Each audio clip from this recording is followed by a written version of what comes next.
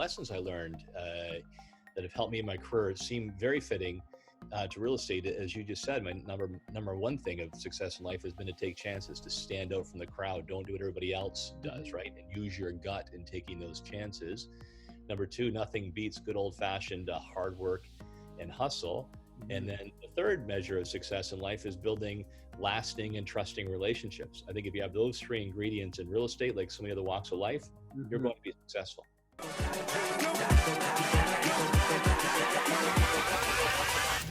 Hold up.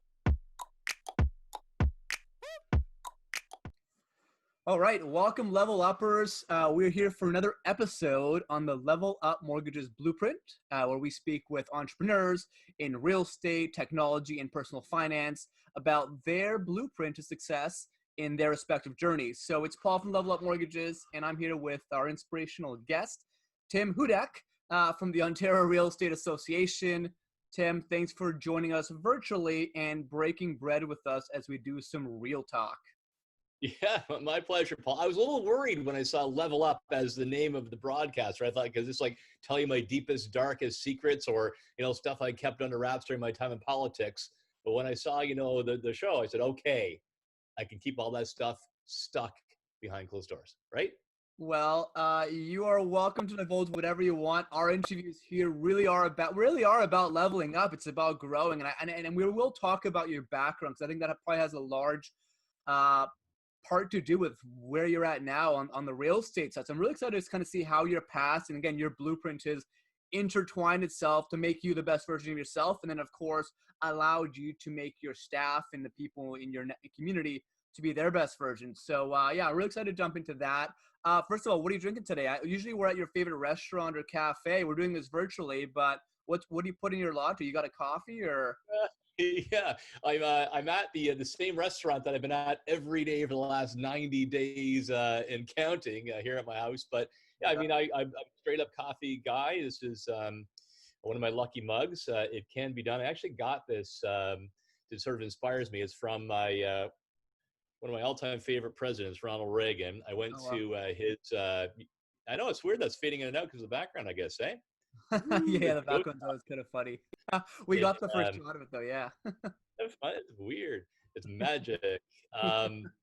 So I always found a very inspiring figure, both in politically and a sense of optimism. And my family visited in California last year, so we went to the Reagan Museum. I blew my socks off. It was just so inspiring. It brings tears to your eyes and a chill down your spine. And so I picked up this mug, and it can be done, a theme that we like to use around the office at OREA, and it's been part really the theme that I believe in as well. So straight up black coffee. I don't mess around. I keep it all straight up, no flavors. Nice, hot, bold black. I love it, man. I love it. And guess what I put in my porridge? You would be, I'm going to say berries and skim milk. You're a thin guy. You look like you're in great shape. Good fresh berries, skim milk, no sugar. These coffee dollars are great, man. You know what? I usually put in berries. I don't actually put in a lot of any kind of milk, although I should, especially with that skim. I'm a peanut butter guy. So I put peanut butter. Oatmeal? Oh, yeah. It sounds ridiculous, but once someone floated it by me and I put peanut butter and a bit of honey and you stir it around, it's like the best thing, especially for getting energy in the morning. Truly, try putting peanut butter in your oatmeal and a bit of honey. I love it. I think because you can't go wrong with peanut butter. I love peanut butter. Our craft smoothie is always under attack. My youngest daughter, Maitland, similarly, a peanut butter fanatic. But yeah, like bananas, peanut butter and bananas. Totally. Love that. Any kind of bread. Peanut butter is an apple as well, but I've never done the oatmeal. I love oatmeal. So you know what? I will try that, and I'll let you know. Report back. That'll be awesome. I love it. Well, let's jump in. Hey, by the way, kind of a few facts I did a bit of my research, and it's all over your social media as well. Obviously, you've been deeply involved in politics. You were / are to some degree in radio. Exactly. Yeah, I have a regular radio show on Sundays on the Bell Talk Radio Network, News Talk 1010, the mother station out of Toronto, and do radio commentary on sort of politics, pop culture, all that kind of stuff, including this morning and tomorrow morning. I love it. Look at that. And according to Wikipedia, You were the first politician to have their own iOS app, which is a pretty It's interesting true. claim to fame. Were You were you a a baby. background of You that? were a baby in those days. You weren't having peanut butter and honey in your oatmeal. It was in your formula probably at the time. But yeah, I was always somebody who was sort of tried to be tech forward in communications in my political days. So I was the first one to have my very own app. I don't know if the Tim Hudak app is still out there, Yeah, yeah. but we were the first. We should look it up. Yeah, man, that's all that matters. I love it. Super cool. Well, hey, I mean, like jumping into it, I mean, just off the bat, I mean, look, obviously we're still in the midst of a pandemic, of COVID-19. I mean, I really looked at the glass being half full, and I've looked at a lot of silver linings. And I think, especially in real estate, there has been a lot of, it's been a catalyst for advancing, I would say, the industry in many ways. So let's talk about the positive side of like, how has it advanced the industry, if at all? And one of these changes, of course, the virtual changes, do you think they'll be everlasting, moving into the future? Yeah, it's funny. Look at the bright side of COVID. It's like that Monty Python skit. Always look on the bright side of life, right? Life of Oh, Brian. you Again, got to. so the positive parts of COVID. Well, I think the serious part of that question, I think that trends that had existed now are going to be accelerated. So those realtors, for example, who were already out there on the virtual communication, appealing, whether it's virtual tours or showings, the ability to communicate well and naturally across a video setting, they had a head start. And I think they will see their business doing better, all things considered, than those who were behind. Just like those who had an online presence in retail, who respond to customers, had a huge advantage over those who could not. I also believe, Paul, that this has forced consumers to adopt these new tools. We're doing it in our day-to-day lives, right? I mean, how people knew what the heck Zoom was until the past number of months. And Yeah, just like now, my mom, who's in her late 70s, now knows what Zoom is. amazing, huh? Consumers do now are able to do and feel comfortable with Yeah. virtual tours, virtual showings. They can narrow down their search from the old school way of 10 homes in a weekend, driving with a realtor on Saturday and Sunday, now Mm-hmm. to sitting down with their spouse, narrowing down the search to the two or three they're really serious about, and then going to see those in person. So I Totally. think that will be a trend that's accelerated and a permanent shift. And it's practical too. I mean, on the mortgage side, it's funny. I mean, I think there's less of an expectation for us to meet clients, and we can, of course, but a lot of top producers don't ever meet them because I guess we're doing some of the, the back end work. But I mean, honestly, like, I don't envy the realtors who have to drive people around all day, especially if they're not decisive. So when I heard that, like, now people are really like, they have to be more decisive and do their research, I was thinking like that should have been there a while ago. It's a cultural shift by the looks of it. And I think it just makes a lot of sense. Not to discount a personal touch, but I think, yeah, people got to do their homework. It's people's time, right? In this case, safety to some degree. So I think that makes a ton of sense. I'm happy that you think that's going to be something that Yeah, is. two very precious commodities in life: time and money. And the virtual world allows you to save really on both. And just like we've seen HGTV become so popular in driving real estate and mortgages, Right. I think similarly, Paul, it's almost like we'll all have our own little mini HGTV. Mm-hmm. And the realtor that's able to give my wife and I our own mini HGTV of what we might enjoy, information we might enjoy in a video format, I think she's going to be very successful. No kidding. Yeah, that's awesome. Now, I guess speaking of Realtor, because obviously, maybe you want to give a bit of a tiny bit of background on your organization and how you, I guess, interact with Realtors. But I think a lot about like the mindset and level of knowledge that they need to have to be successful. And of course, that's part of your mission, right? So, what level of mindset or knowledge do you want to impart onto your Realtors, especially the ones who are following you online, or of course, part of your association? Yeah, so I'm proud to be the CEO of an association that represents about 80,000 realtors in the province of Ontario. That Oh, would be, I think, the largest provincial professional association anywhere in Canada. totally. And across North America, Paul, we're fourth largest when it comes to realtors, Wow. next to Texas, Florida, and of course the state of California. Mm. So a big part of our job, and we do currently the pre-licensing education. We are there to be the voice of realtors and their clients in interaction with government officials and decision makers Mm. and the regulator. We're a window to what's coming down the pike when it comes to what's next in real estate. Where's the market going? What are the new tools? And Mm, we also do two things when it comes to the foundations of real estate. We do the standard forums across the province, educate our members on them. If you got a problem out there, something you never anticipated, well, there's a mm, forum for that. right, And we also then provide leadership training to people who want to get involved to give back to their community or great. give back to the profession. Those would be the core services. And of Interesting. course, you can see over my shoulder here during Yeah. crises like we have today, to be there for our members, to say that we have your back Mm-hmm. to help you through this crisis and be at your side when we emerge together to better times ahead.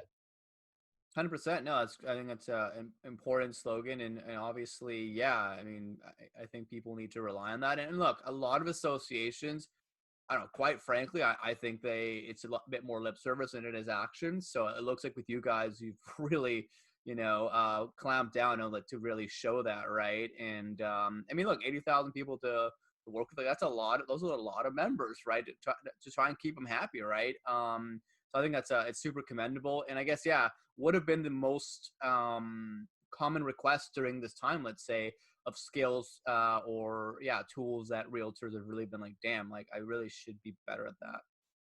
Yeah, it's really shifted. I mean, immediately it was, how do I keep myself safe and my clients safe? Right.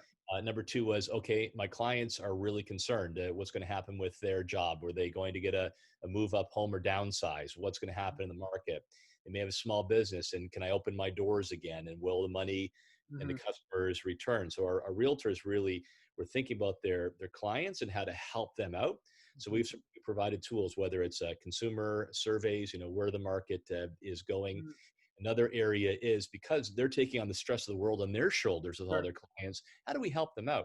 So we've actually launched a program with Morneau Chappelle to look out for the mental, physical, social, Mm-hmm. and financial well-being of our members, to say, okay, we're all going through tough times. Anonymously, you can talk to a counselor, benefit from their resources, plan out your finances. And then another big part is, how do we go to bat for our realtors and people that they're working hard for with government?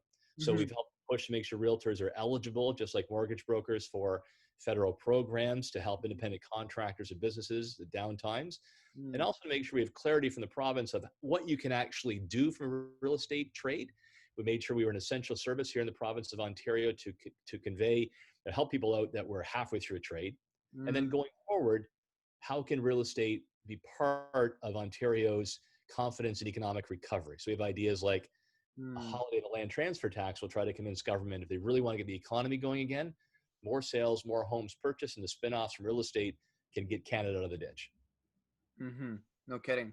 Wow. Yeah, that's super good to know. And Tim, going a little bit off script here, it just kind of popped in my mind. It's something I hear a lot from especially top producers. There's sort of the 80-20, I guess, well, rule or methodology, where a lot of them say, look, there's about 80% of people that are in the industry that do like one or two deals a year. And there's a lot of resentment I find. I see this resentment between these kind of part-timers and the full-timers.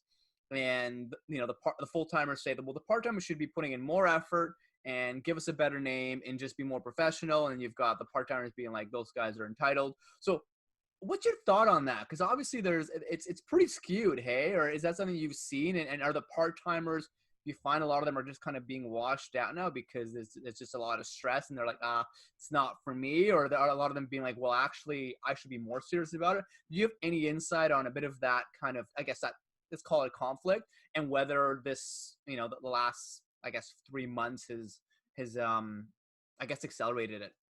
Yeah, so the last part of your question, Paul, it's too early to tell. We've Yeah. not yet seen a significant drop off in members. Mm. We'll see how long. As you know, April was sort of rock bottom. May was up, but still relatively low in Yeah. sales compared to the previous year. We'll see where June is. Certainly, when we look at things like showing time, the Mm. number of showings has now gone above 2019 levels. Mm. But when we do our consumer surveys, and again, here at my back, the we put online our consumer survey of over 1,000 consumers on the real estate intentions. Are they delaying purchases?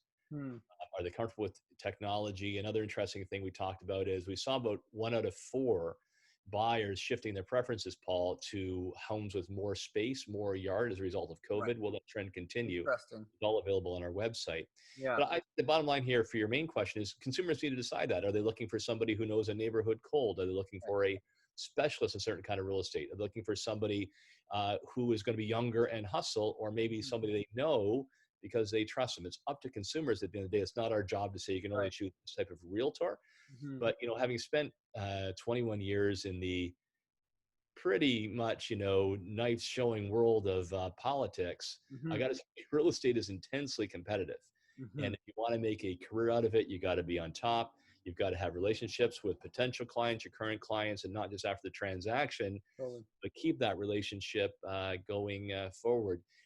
You have to adopt new technologies. I think those that don't move with the market and genuinely be there for their clients, Right. they don't last too long. Yeah, no kidding. And I think now more than ever, it's all about relationships, right? And I mean, bit of a different topic, but when you look at CRMs, right, all these tools to manage relationships at scale, it becomes more and more essential, right, to just stay top of mind. And of course, once you talk to them, go deep, right? Find a way to make an impact. Yeah, it's funny. Again, I've been 25 years in public life now, 21 as an elected member and the leader of the opposition, 4 years almost in this real estate role. But the lessons I learned that have helped me in my career seem very fitting to real estate. As you just said, my number one thing of success in life has been to take chances, to stand out from the crowd. Don't do what everybody else does, Hmm. right? And use your gut in taking those chances.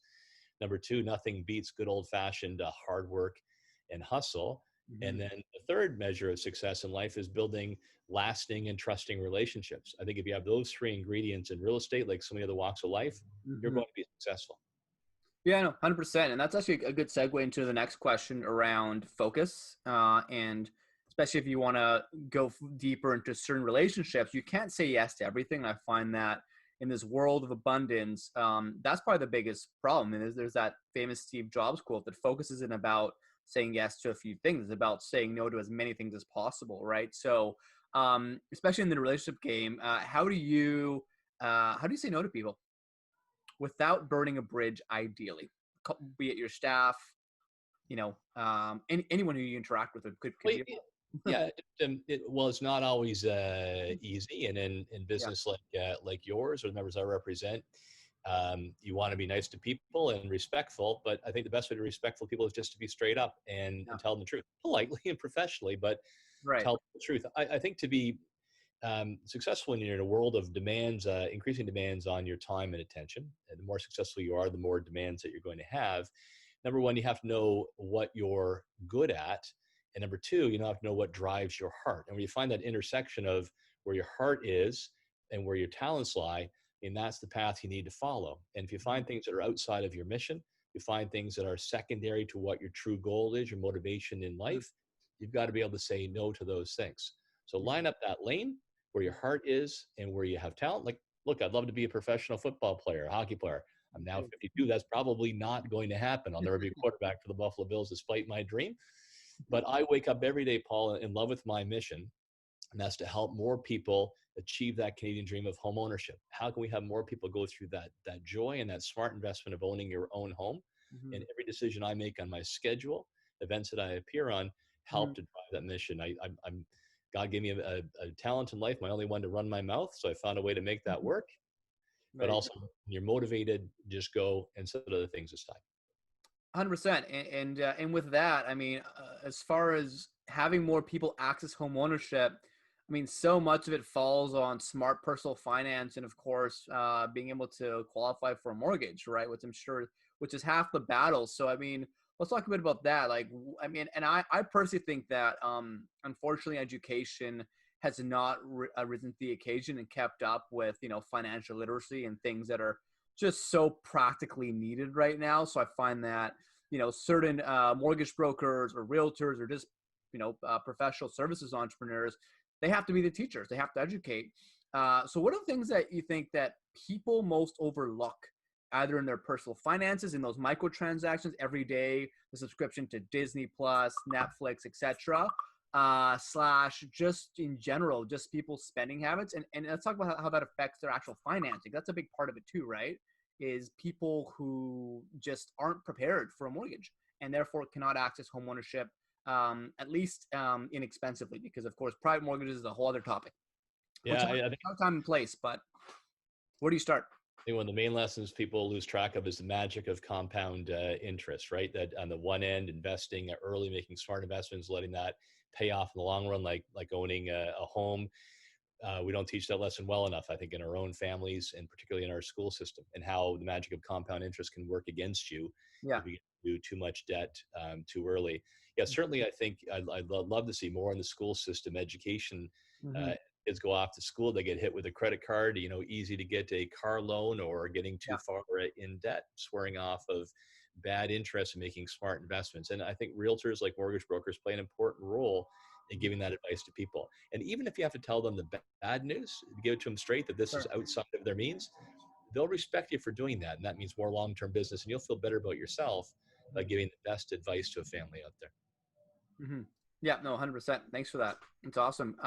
Let's talk about, growing neighborhoods in the city, especially in Toronto, right? So, as people are looking for where to live, right, and let's say permanently, they're looking at future urban planning, looking at even the patterns in new restaurants opening up, the growth of local businesses.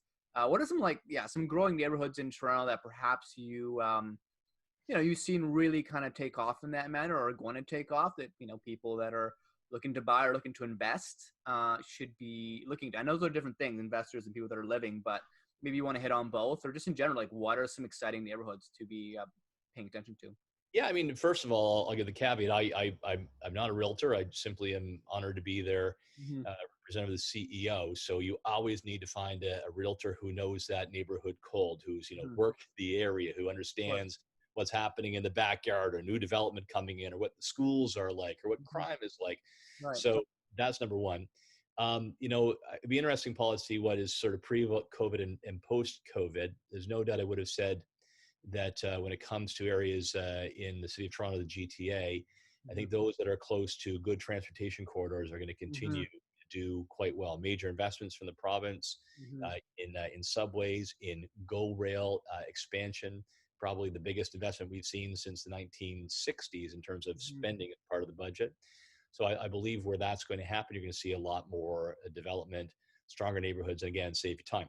Now, whether COVID is going to cause people to be permanently shy of going back on subways or trains remains to be seen. Mm-hmm. We have seen, as I mentioned in our early polling, and again, you can see this monthly on our website, people are looking now for a bit more space.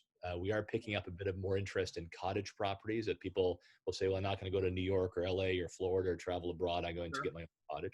We'll see if that holds. But I think that, eventually we'll shift back into patterns where people still will utilize transit. They prefer to go below ground and not spend as much time stuck in traffic. Sure. So I'll stick with my original gut. We'll have a bit of turbulence now. The places along transit lines and growing transit lines will continue to be popular because it's going to save you time. 100%. Well, thanks for that. And again, this may you may not be the most, I guess, technically qualified to say this, but everyone always asks about, is there a bubble in Toronto? Yeah, And what are your thoughts on that, I guess? all the underlying characteristics remain very strong. First of all, the Greater Toronto Hamilton area is a great place to live. We Mm-hmm. are going through a tough time now, but I'm confident the economic fundamentals will still be leading in Canada. So we have a lot of people come from abroad or within Canada to live and work here. You've got a generation now of millennials who are at the age where they're looking to have families, they're getting promoted at work, they're being successful. Some still stuck in the basement with mom and dad. Right. So you have them wanting to get out, financed by the wealthiest generation ever, their parents. Mm-hmm. Mortgage rates are actually trending lower. So I think that all bodes very well. And, classic economics 20 here, Paul, too, when demand is high and supply has been limited by government, that means that prices go up over time. So I remain confident it's going to be biased to the plus side because of all those factors. Mm-hmm. Awesome. Thanks for that. With back to community, because I know you're pretty big on community. That shows obviously in your time with radio, politics. And obviously real estate. Is there like a memorable story that comes to mind about how real estate has influenced a community, whether it's a brand new area like Liberty Village that is totally just you Yeah. know, or even just a more micro story of even just like one local business that really made an impact. I just want to throw it out there and see, yeah, what comes to mind. Yeah, I mean, I'll give you three quick ones. Liberty Village is a great example. Glad that you raised that. And just as you know, I do believe in when you build subways, people will come, and you'll see more of those type of things popping up around future investments in transit infrastructure and more highways. But you know, personally, like the biggest story is just how much it changed me when I bought my first home in 2002. It just changed me as a man. Mm-hmm. I believe fundamentally that Canadian value causes you to invest more in your property. You Mm-hmm. care more about who your neighbors are, getting to know them. You tend to be volunteer, and Mm-hmm. you can Mm-hmm. line up a whole range of economic studies, Paul, that show all things constant Mm-hmm. that people who are homeowners or kids tend to do better. They tend to get better jobs. There's more stability. I think that's Interesting. important government public policy then, because it changed me, and I think that's true for the Mm. vast majority of people. In terms of other things, I'll give you some outside of Toronto things. Then I do think that sadly, the loss of Sidewalk Labs investment in Toronto was Yeah. Yeah. that would have been sort of a Liberty Village-ish, right on the other side of the city. So I'm sorry that's gone. Maybe it'll be restarted somewhere else, but that was a major opportunity Totally. Yeah. that was sort of dropped. Yeah. Here's a, you know, outside. So Elliott Lake was a mining community I got to know in my old days in politics. That was a source of uranium in the province of Ontario. As we moved away from uranium, the mine Mm. was closed down. It was an industrial town, and they reimagined themselves as a retirement community and moved everything to, you know, healthy, active living for seniors, and turned that whole town around, all via real estate and thinking, reimagining what they could be. Mm. Niagara Falls, in my own neck of the woods, being born and raised in Fort Erie and Niagara, there was Mm. almost this wasteland on the south side of Niagara Falls, old industrial sites when they used to use that for power, Mm. that then became a rebirth in a commercial area led by a major casino development. So that's all the major hotels you can see now, restaurants, I imagine tens of thousands of jobs, all Mm. as a result of repositioning old brownfields Mm. into entertainment and commercial development and in the housing that goes with it. Yeah. No kidding. Yeah, that's a great example. Yeah, That's totally, awesome. totally reimagined the community Yeah. and made it much more prosperous. And the city has grown, and people have a greater opportunity to get ahead in life. Mhm. No, I love it. No, that's huge. And I guess, yeah, I guess talking about life and, I guess we all have our valuable life lessons as we develop. A lot of people I've hosted on the show talk about the concept of failing forward, right? And being in the school of hard knocks, and there's things that you learn that you definitely do not learn in the conventional schooling system that we talked about, right? So is there sort of like some fail forward moments for you throughout your career that you would want to sort of talk about and maybe inspire some of the future realtors and of course future home buyers to just think about, especially during these tougher than usual times? Yeah, look, I said earlier, sort of my three principles of success in life: taking chances and going with your gut. Standing out from the crowd is number one. A reputation for working hard and consistently delivering is number two. And then Mm-hmm. lasting and trusting relationships. I just think that gets you very far in life. I guess the more advanced I get, and I'm I guess smack dab middle age now, Mm-hmm. rely on your gut, right? I mean, we become wired as human beings based on experience, based on our reactions to a situation or people. That I think the gut instinct is just a powerful instrument. Plus, it's tremendously motivating. And as you said, Paul, in your business and many of your viewers, Mm-hmm. personal relationships that are lasting and trusting. So I retired from politics. I put my name forward to be Premier of the province of Ontario. I got my 3 million votes, but I needed 3.3 Wow. million Yeah. votes Look at and fell short. But what was interesting then when I said, okay, I've done 21 years, I want to go outside of life, I have something tremendously motivating. that. When Mm-hmm. the job at the Ontario Real Estate Association came up and the interview panel I had, I believe of the 7 who were interviewing me, um, 5 I had met with before and made an impression on. And anywhere from they were leaders at the time and it was a one-on-one relationship, they found me friendly and approachable, to others who were just climbing the ladder. And Mm-hmm. one told me a story. She was sitting at the back of the room, was a nobody, she said, at that point in time. Mm-hmm. And I worked the room, came up, sat down, shook her hand, looked her in the eye, wasn't looking over the shoulder to see, who more important was in the room. Mm-hmm. And she remembered that contact and then was very predisposed to getting behind me, got the job, and became a big ally. So Mm-hmm. it shows in life you never know along the path who's going to become very important to your success Mm-hmm. down the road.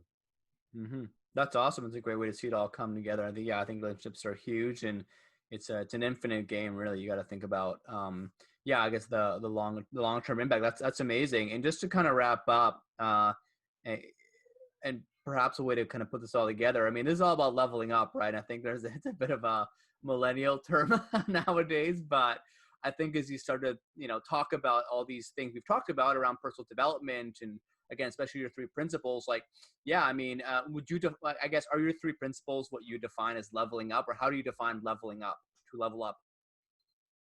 Yeah, I'm going to stick with that tried and true. And there is nothing in life than having a meaningful purpose, to know what you're about, to be on a mission, to get a spring in your step when you get out of bed every day because you like what you're going to do. My grandpa, who was worked in industry in Sarnia Petrochemical, he's a big union leader. While I was on the right side of the spectrum, he was on the left side of the spectrum. But loved him and I miss him. I wish I had more time with him in hindsight. But Paul, one time he told me when I was going to university, I was torn between going into business or economics Mm-hmm. and politics and history. And he said, Tim, go where your heart is, because you can go with your mind and chase a business degree, and maybe you'll make money. But if you go where your heart is, you're going to become good at it. You're going to become motivated. It's going to be rewarding in its own. But if something's rewarding, you're good at it, you're going to go really far, and then the rewards will come. So follow your heart towards where you want to go, what's going to motivate you, and then the success, it comes along for the ride. Well said. I love it. Well, I mean, I guess to conclude, I mean, Tim, we covered a lot of what I would say are actionable insights, and I think it's all about. I think leveling up is to take action, and yeah, follow your heart and make things happen, right? So I think I really liked how you covered, of course, your three principles of success. So let's see if I remember them. So it's standing out from the crowd, so following your gut, being authentic to yourself. I mean, working hard seems to be a huge part of it, right? And relationships. Yeah. And the first one we didn't talk about as much in terms of taking chances, but Mm, there was my favorite president right next to Ronald Reagan, Theodore Roosevelt, has a mm, famous quote folks should look up called "The Man in the Arena," where he talks about it's better mhm, to have tried and failed, to be bloodied, to be dusted, than never having tried at all, to be in that gray twilight of never amounting or trying to do too mhm, much. There's no greater reward than trying, even if you're not successful, fighting for what you believe in and where your gut is. And God knows the world needs that right now. So yeah, I'm really confident, Tim, that what we've talked about are gonna help people level up and get in the arena. So yeah, lots of big takeaways. Was there anything that we didn't quite cover that you want to kind of have as some last words or any last thoughts before we wrap up? Yeah, just want to say thanks to your viewers here, Paul. I mean, you've got obviously people who are interested in the housing market, first-time buyers, but I want to focus on the realtors and mortgage brokers and other professionals. I just want to say that Mhm. all of them have been challenged. The fact that they are putting their clients first, that they worry about them when they put their head down their pillow at night, when they get up in the morning. How can I help out my clients? Just want to say thank you for being there through the crisis to date and the time ahead. I think it shows why you're professionals, why you have the clients you do, that you're putting them first in what you're thinking about each and every day. So thank you. I love it. Thank you, Tim. And I guess that's it for now. Level uppers, and as always, keep leveling up your living. Thank you.